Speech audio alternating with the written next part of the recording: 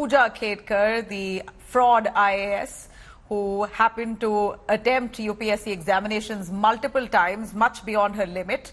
Big news is that Pooja Khedkar's candidature has now been permanently cancelled. She has been banned from any further attempts of writing the UPSC examination. Her current IAS candidacy has been cancelled. This comes after Pooja failed to submit her explanation to the UPSC within the prescribed time limit, which was set to be July 30th.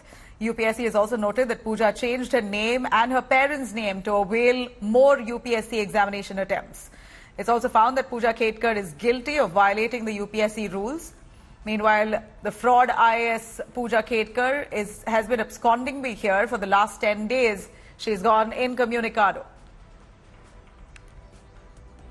Let me cut across to Piyush Mishra joining us live for more on that. Piyush, it's certainly an India Today impact. We've been constantly tracking the lies that Pooja Khedkar has said and the fake certificates she's filed all through the time she attempted UPSC examinations, and multiple times that she attempted it much above the limit.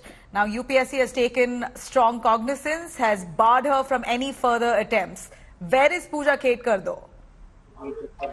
Well, Nabila, as of now, there is no location which has so far been ascertained by the officials. In fact, she was asked to report, but she has not reported to the concerned authorities, and there are no information about the whereabouts of Pooja Khedkar. But as far as the decision which has been taken by UPSC, it certainly indicates that yes, it's a big jolt to Pooja Khedkar, where UPSC has decided to cancel her candidature and has permanently barred her from taking part in any examination conducted by UPSC. Remember that thorough exercise was done by UPSC, and in the backdrop of the case of Pooja Khedkar, UPSC has also examined the available data of more than 15,000 candidates who were finally recommended by the CSE, and these candidates were from 2009 to 2023, which is of at least 15 years.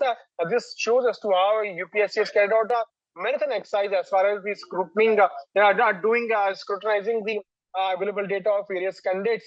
What we're also given to understand is that UPSC has also found during its exercise that the applications those have been submitted, or it could not detect the